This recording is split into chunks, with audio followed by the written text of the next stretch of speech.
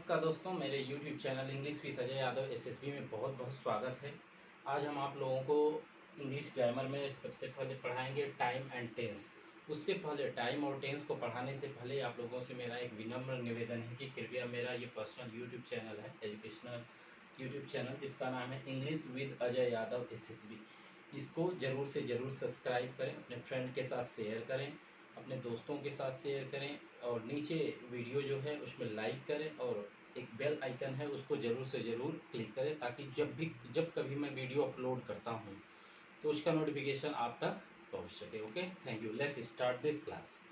तो आज हम बात करते हैं टाइम और टेंस के बारे में कि टाइम क्या होता है और टेंस क्या होता है। थोड़ा सा हम डिफरेंस पाएंगे टाइम एंड टेंस।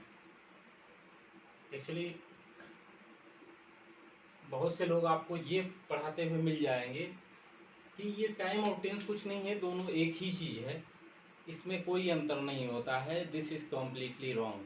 या ये टेंस जो है टाइम से रिलेटेड है और टाइम अपने आप में टाइम है ही, तो ये बात सही है कि they are interrelated but they are the basic differences between time and tenses that I would clear here. Okay, I will make you to clear that what is the basic difference between time and tense। ऐसा time और tense में क्या basic difference होती है उसके बारे में हम आज क्लास करेंगे। अब देखिए, टाइम एक ऐसा कंसेप्ट है, टाइम ये जो टेंस होता है एक दूसरा कंसेप्ट है। इस कंसेप्ट का अर्थ होता है वर्ब का अर्थ। टाइम किसका है? इस कंसेप्ट का मतलब होता है वर्ब का, पूरा लिख देते हैं, वर्ब का अर्थ। Okay, meaning of the verb. Time जो है क्या बतलाता है?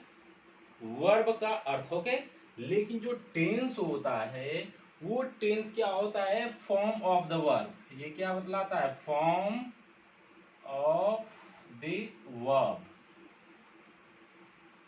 Okay, form of the verb का मतलब क्या हुआ? ये क्रिया के रूप को बतलाता है और ये क्रिया के अर्थ को बतलाता है। यही बेसिक डिफरेंस है। ओके, टाइम और टेंस में क्या अंतर है? ये केवल अर्थ को बतलाता है, किसके? क्रिया के, और ये क्रिया के रूप को बतलाता है। दूसरा जो इसमें डिफरेंस है वो क्या हम पाएंगे कि जो टाइम होता है वो ग्रामर से फ्री होता है। There is no relation of the grammar with time. Time का जो अर्थ होता है उसका ग्रामर से कोई संबंध नहीं होता है, लेकिन जो क्रिया का वर्ब होता है उसका पूरा संबंध ग्रामर से ही होता है। Is completely depend on the grammatical terms. Okay, और एक चीज हम थोड़ा सा आसानी से सीखते हैं, ये जो टाइम होता है ये हमेशा कांस्टेंट है। ऑल द वर्ल्ड टाइम को एक जैसे ही, एक ही फॉर्म, उसको जिस कंसेप्ट में उसका हम देखते हैं एक ही कंसेप्ट होता है टाइम का, पूरे होल वर्ल्ड। टाइम समय बतलाता है, ठीक, लेकिन जो फॉर्म ऑफ द वर्ब, क्रिया का जो रूप है, अलग अलग देशों में इसका रूप अलग अलग, इसका मीनिंग अलग अलग निकल जाता है। तो इसलिए ये दूसरा डिफरेंस है। अब हम एक उदाहरण के तौर पे देखते हैं, इस चीज को हम क्लियर करेंगे किससे? एक उदाहरण के द्वारा कि हाँ ये कहाँ तक सही है और कहाँ तक गलत है। तो देखिए, जैसे मान लीजिए अगर हम बात करें, ये कह दूं मैं कि Ravi is going to America, going to America. Okay, अब आगे जोड़ देते हैं, कब जा रहा है? Next week, next week, full stop. तो Ravi is going to America next week. Ravi जा रहा है अमेरिका, कब? अगले सप्ताह जा रहा है। ये देखिए, ये क्या हो रहा है? ये वर्ब जो है इसका मीनिंग किससे निकल रहा है? प्रेजेंट टेंस में, लेकिन एक्शन कब हो रहा है? ये फ्यूचर में, वो जाएगा। ये टेंस ये जो बतलाता है वो किस में है? टेंस किस में है? वो है प्रेजेंट में, लेकिन जो एक्शन है, क्रिया है, वो कब बता रहा है? वो फ्यूचर की बात कर रहा है, वो प्रेजेंट की बात नहीं कर रहा है। Is not talking about the present. Okay, तो ये इससे स्पष्ट होता है कि टाइम और टेंस दोनों अलग अलग चीज है। टाइम और टेंस एक ही चीज नहीं है। ओके, क्लियर हो गया? तो चलिए आज हम पढ़ते हैं टेंस के बारे में। सबसे पहले अच्छा ये बताइए, अब कोई तुम्हें इसका डेफिनेशन के लिए बोले, टेंस के डेफिनेशन के लिए, तो क्या करोगे भाई आप? टेंस का डेफिनेशन के लिए अगर इसको डिफाइन करने के लिए कहा जाए कोई, तो क्या बोलोगे आप? टू एक्सप्रेस, ये टेंस क्या होता है? Is use to express, is use to express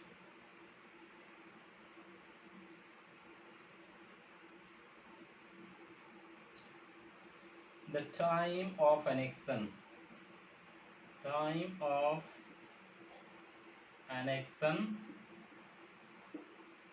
time of an action and its completeness, and its completeness.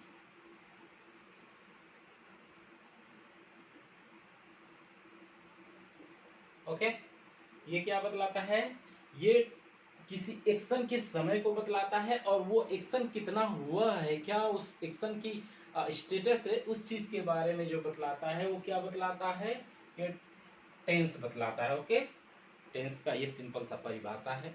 आप अलग अलग रूप में भी इसको बोल सकते हैं। Tense is a form of verb, एक तरह से वर्ब का क्या है, रूप ही होता है वो टेंस। तो ये हुआ। अब हम पढ़ेंगे टेंस के प्रकार। अब देखिए इन्हीं टेंस, ये अब ये होते कितने हैं? ये टेंस तीन प्रकार के होते हैं। टेंस तीन प्रकार के आपने सभी ने पढ़ा होगा। टेंस कितने प्रकार के होते हैं? तीन प्रकार के। वो टेंस कौन कौन से होते हैं हम अभी टाइम लाइन पे उसको समझेंगे। टाइम लाइन क्या होता है वो हम बताते हैं। देखियो, जब किसी एक लाइन हम खींच दें और इस पे टाइम को रिप्रेजेंट करें, it is a straight line, it is a universal state. Time क्या है? एक तरह से यूनिवर्सल फिनोमिना है, वो जो घटता ही घटता है। ओके, यूनिवर्सल फिनोमिना है जो टाइम हमेशा अपने समय के अनुसार घटते ही रहता है। तो अब देखिए, जैसे अगर हम यहाँ बात करें प्रेजेंट की, ये क्या करें? प्रेजेंट है। अगर हम जिस समय लिख रहे हैं प्रेजेंट, अब इससे जितना बैक आप जाओगे, क्या करोगे?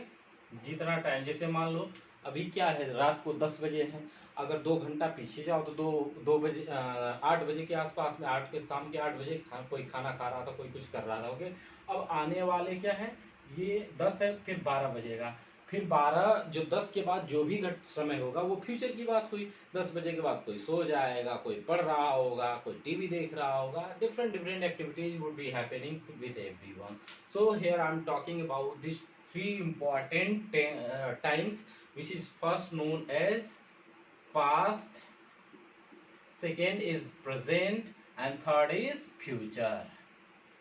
And all things is going to happen with three tenses, and there are the three forms. Okay, जो वर्ब होता है, वर्ब की 4 अवस्थाओं को प्रदर्शित करने के लिए, टेंस की अवस्था, अलग अलग अवस्थाओं को प्रदर्शित करने के लिए 4 प्रकार के, और इन सभी टेंसों के 4 और प्रकार होते हैं, 4 और भेद होते हैं। उन्हीं भेदों के बारे में पढ़ेंगे, और सभी में होते हैं वो, चाहे बात प्रेजेंट की करें, चाहे फ्यूचर की करें, या पास्ट की करें, सभी में होता है। तो जो हम पहला पढ़ेंगे, आज हम पढ़ेंगे किसका? प्रेजेंट टेंस के बारे में। पहला पढ़ेंगे हम प्रेजेंट टेंस। अब प्रेजेंट टेंस होता क्या है? प्रेजेंट का मतलब सिंपल सी बात है, वर्तमान काल। वर्तमान मतलब ऐसी घटना, ऐसा एक्टिविटी, ऐसी क्रिया जो वर्तमान में हो, तो ऐसे टेंस को हम क्या बोलेंगे? Present tense. मतलब ऐसे, मतलब वर्तमान के समय को ही हम प्रेजेंट टेंस बोलते हैं। और इसकी अलग अलग अवस्थाएं हैं। एक जो वर्ब होती है, क्रिया होती है, उसकी 4 अवस्थाएं होती है। उन चारों अवस्थाओं को पढ़ने के लिए हम इसके फॉर्म के रूप में करेंगे। पहला होता है, वो क्या होता है? इंडेफिनिट। क्या होता है बच्चों? इंडेफिनिट। सेकेंड जो होता है वो क्या होता है? कॉन्टिन्यूअस। ये देखिए, ये सभी जब आप पढ़ोगे ना, तो इसमें क्या हो जाएंगे? फॉर्म चेंज होते रहते हैं। इसमें क्या होंगे? फॉर्म चेंज होते रहते हैं। किसके किसके फॉर्म चेंज होते रहते हैं? ये चेंज होते रहते हैं वर्ब के। और ये तीसरा जो है वो क्या हो जाएगा? परफेक्ट। तीसरा जो होगा वो क्या होगा? परफेक्ट। और जो चौथा आपका सेंटेंस है वो क्या हो जाएगा? Perfect continuous.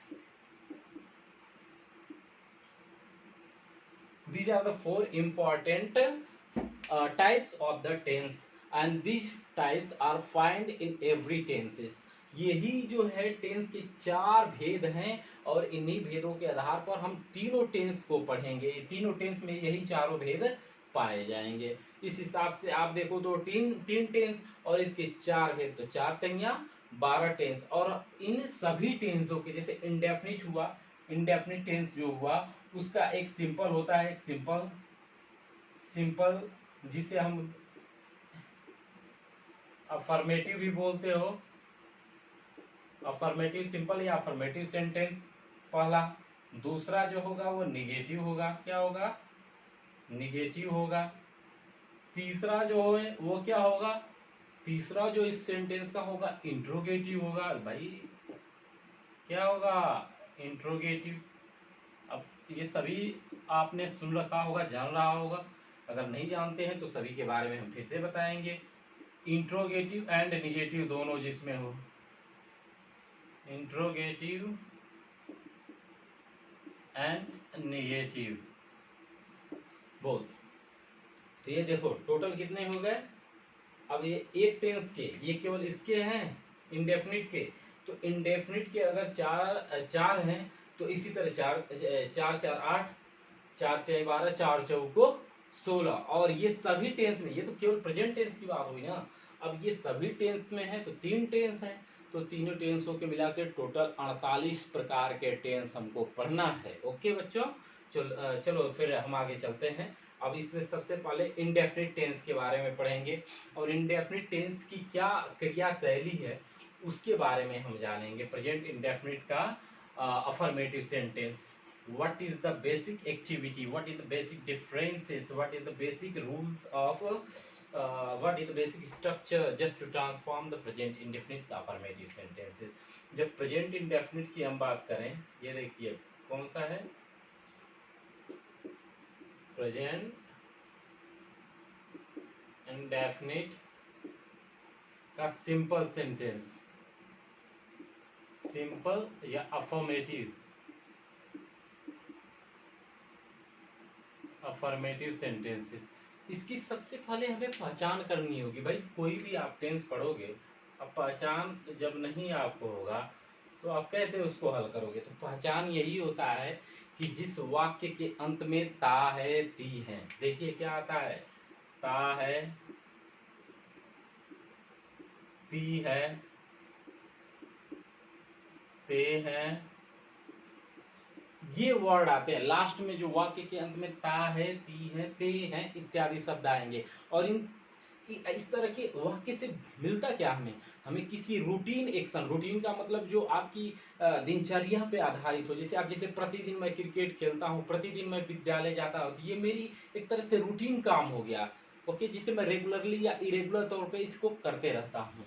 ओके, दूसरा हो गया, अब जैसे किसी स्टेटमेंट के बारे में कहा जाता है, कोई स्टेटमेंट जैसे सूरज पूरब से उगता है, this statement it is fact statement about the sun. सूरज के बारे में यह क्या है, फैक्ट है कि वो हमेशा किधर से उगता है, पूरब से ही उगता है। तो इस तरह के सेंटेंसेस जो है वो किस में आते हैं, वो आते हैं प्रेजेंट टेंस में। और एक चीज और महत्वपूर्ण चीजें मैं बताऊं कि जो प्रेजेंट टेंस होता है ना, प्रेजेंट टेंस में नियर फ्यूचर की भी बात, अगर कोई नियर फ्यूचर में एक्शन होने वाला है तो उस एक्शन को प्रेजेंट टेंस में भी बदलते हैं। जैसे मैंने अभी बोला था कि मोहन अगले वीक दिल्ली जा रहा है, या रवि अगले साल अमेरिका जा रहा है। तो देखो अगले साल अमेरिका जा रहा है, टेंस तो लग रहा है कि जा रहा है, present indefinite present continuous tense में है, लेकिन उसका जो एक्शन ऑफ टाइम है वो फ्यूचर में है, वो एक साल बाद है।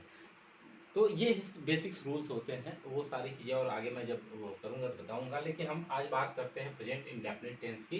तो ता ती ते, जिस वाक्य के अंत में ता है ती है ते हैं, जैसे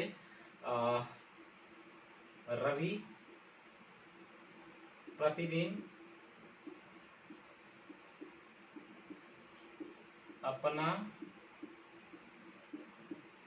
गृह कार्य करता अब एक चीज और थोड़ा एक्स्ट्रा मैं जोड़ देता हूं, खुद ही करता है, थोड़ा मैं टफ, खुद ही करता है। अगर इस तरह के सेंटेंस बनाना है तो आप कैसे इंग्लिश में ट्रांसलेट करोगे, ये बहुत इंपॉर्टेंट होता है। देखो लास्ट में क्या आया, आप सबसे पहले ये देखो, अब यहाँ पे जब भी कोई टेंस आए तो ये लास्ट में चले जाओ। अब ये क्या कर रहा है, ता है भैया, इसका मतलब पहचान हम कर लिए, वो प्रेजेंट इंडेफिनिट टेंस है। अब ये देखना है कि ये सिंपल है, अफर्मेटिव है या नेगेटिव है। तो इसमें क्या कहीं प्रश्न किया जा रहा है, नहीं किया जा रहा है। क्या इसमें कोई नकारात्मक टाइप का वर्ड है, जैसे नहीं वाला शब्द, नहीं है।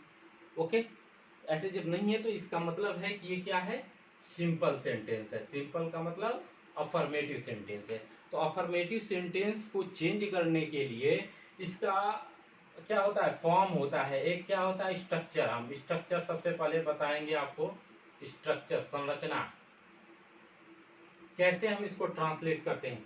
तो देखिए इसमें दो चीज आपको पकड़ना पड़ेगा। पहला चीज होता है सब्जेक्ट। सब्जेक्ट, वो सब्जेक्ट जो है इसके दो फॉर्म होंगे, एक सिंगुलर होगा, क्या होगा बच्चों, एक सिंगुलर होगा और दूसरा प्लूरल होगा। इसी दो चीज पे है। अगर सिंगुलर हुआ तो वर्ब के फर्स्ट फॉर्म में क्या जोड़ दोगे, यस या ईएस। अगर प्लूरल है तो वर्ब का फर्स्ट फॉर्म इसमें यस या ईएस नहीं रहेगा। ये चीज हमेशा माइंड में आपको रखना है। तो देखिए सबसे पहले हम क्या लगाएंगे, सब्जेक्ट लगा देंगे।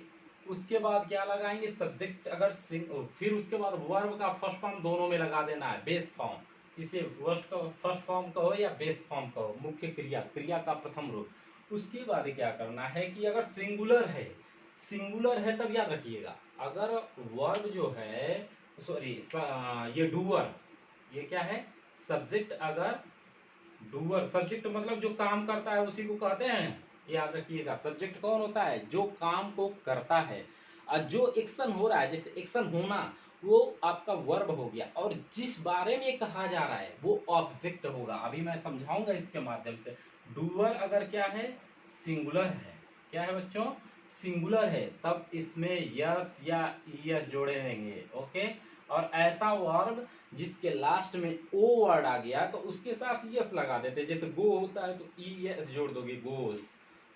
ओके, और बाकी ऐसे एक दो और हैं, बाकी जो है उसके साथ यस, वो आप डेफिनेटली लगा लोगे, जब आएगा वर्ब तो उस समय बताते जाएंगे कि किस में क्या लगेगा। उसके बाद क्या लगा देंगे बच्चों, वर्ब है, उसके बाद ऑब्जेक्ट लगाओगे आप। वर्ब के बाद ऑब्जेक्ट लगाओगे, ऑब्जेक्ट लगाओगे। उसके बाद अदर वर्ड अभी मैं बताऊंगा कि अदर वर्ड क्या होता है। अब देखो रवि, रवि भैया क्या है, रवि है आपका डूअर। क्या क्या काम कर रहा है, गृह कार्य। गृह कार्य खुद ही करता है, करना। अब देखो करना, इस वर्ब क्या है, वर्ब है ये। क्या एक्शन हो रहा है, ये वर्ब किसको बोलते हैं, एक्शन। जो एक्शन होता है उसी को वर्ब बोलते हैं ना। तो ये हो गया आपका वर्ब। तो वर्ब एक्शन कौन कर रहा है, रवि कर रहा है। तो रवि डूअर हो गया। तो डूअर, रवि क्या है, सिंगुलर होता है, किसी एक ही आदमी के बारे में बोल रहा है ना, तो वो डूअर हुआ। तो इसलिए यहाँ पे क्या कर देंगे, एस या एस वर्ब में लगा देंगे। ओके, अब ये तो टेंस बताने की बात हुई। और ये देखो फिर क्या कर रहा है, किस बारे में कर रहा है, क्या कर रहा है भाई, वो कर क्या रहा है, अपना कार्य, अपना होमवर्क कर रहा है। तो ये आपका ऑब्जेक्ट हो गया, हिज होमवर्क। ओके, और उसके बाद ये क्या हुआ, ये इसे क्या बोलते हैं, खुद ही, हिमसेल्फ। क्या होता है, हिमसेल्फ। प्रतिदिन, अदर वर्ड, ये सारे जो है अदर वर्ड। तो हम सबसे पहले सब्जेक्ट लिखेंगे। सब्जेक्ट आपका हो गया रवि, रवि। अब देखो वर्ब में यस या यस लगाएं कि नहीं लगा, वर्ब क्या है, करना, करता है ना। तो क्या होता है, यहाँ पे होगा डू, डू। अब देखो रवि एक्चुअली सिंगुलर है, तो इसलिए इसमें क्या लगा दोगे, ईएस जोड़ दोगे, ई एस। तो डज, रवि डज। और क्या करता है, अपना काम करता है। तो क्या लिखोगे, अपना, हिज होमवर्क, एच डब्ल्यू को होमवर्क कर दिए। Ravi does his homework himself, himself. और उसके बाद क्या लिख दोगे, लास्ट में अदर वर्ड जोड़ दो, डेली। क्या यहाँ पे Ravi does his homework daily himself, ऐसे भी कुछ भी कर सकते हो। तो ये है बहुत ही आसान तरीके से चेंज करने के लिए। अब दूसरा अगर सेंटेंस आपका आ जाता है, क्या सेंटेंस आ जाता है कि रवि, रवि की जगह पे बहुवचन, जैसे हम कहें कि हम लोग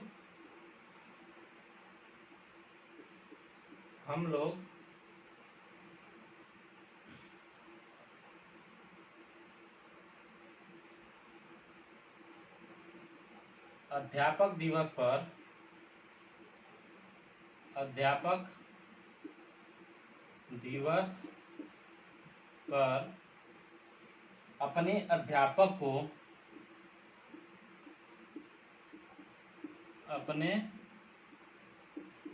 अध्यापकों को पेन या कलम गिफ्ट करते हैं या देते हैं, कलम देते हैं, ये हो गया। थोड़ा टफ में दिया हूँ, हो सकता है आपके लिए मुश्किल हो, लेकिन बहुत ही आसान है। बस आपको इसी फॉर्म को याद रखना है, स्ट्रक्चर को याद रखना है। सबसे पहले हमको इसमें पाना है कि डूअर कौन है, इस पूरे वाक्य का डूअर कौन है, कर्ता कौन है, जो काम करता है। तो पेन देने का काम कौन कर रहा है, हम लोग। ओके, पेन देने का काम अध्यापक भी देखो है इस तरह से, लेकिन अध्यापक कुछ दे वो नहीं रहा है, उसका कोई यहाँ पे एक्शन नहीं है, एक्शन कौन कर रहा है, हम लोग कर रहे हैं। तो हम जो है वो सब्जेक्ट हो गया, क्या हो जाएगा, सब्जेक्ट। अब अध्यापक किसके बारे में बात कर रहे हैं, किसको हम कलम देते हैं भाई, अध्यापक को देते हैं ना। तो ये क्या हो जाएगा, अध्यापक को क्या देते हैं, पेन देते हैं। तो ये दोनों ऑब्जेक्ट की तरह क्या होगा, प्रयोग होगा। ओके, ये कलम है, ये ऑब्जेक्ट की तरह होगा। और क्या करते हैं, देते हैं ना, देते हैं, ये आपका एक्शन हो रहा है। तो एक्शन को ही हम क्या बोलते हैं, वर्ब बोलते हैं बच्चों। तो हम इसको सिंपल सा चेंज करेंगे। हम लोग की स्पेलिंग सभी लोग जानते हो, क्या होता है, वी पीपल नहीं लिखना है, वी पीपल लिख देते हो बहुत से लोग, तो वो वी पीपल नहीं लिखना है, केवल वी। अब देखो वर्ब का फर्स्ट फॉर्म लगाए देते हैं, वर्ब का फर्स्ट फॉर्म बिना सोचे समझे लगाएंगे, गिव। ये क्या होता है, गिव, गिव माने देना, वी गिव। अब क्या देते हैं, देखो इसमें ऐसे एस लगाएं कि नहीं लगाएं, ये बताइए। वी हो गया प्लूरल, बहुवचन, हम लोग का मतलब दो से अधिक लोग। जब दो से अधिक की बात होती है तो वर्ब में एस या एस नहीं, बेस फॉर्म ही रहने देते हैं। तो वी गिव पेन, क्या देते हो भाई, पेन टू, किसको देते हो, टू। अब देखो हम लोग अपने के लिए, हम लोगों का, देखो यहाँ पे अपना खुद काम कर रहा तो हिज, एक आदमी है ना तो उसके लिए ही लगाते हैं, लेकिन यहाँ हम लोग की बात है तो यहाँ हम का क्या लगाते हैं, आवर। तो we give pen to our teachers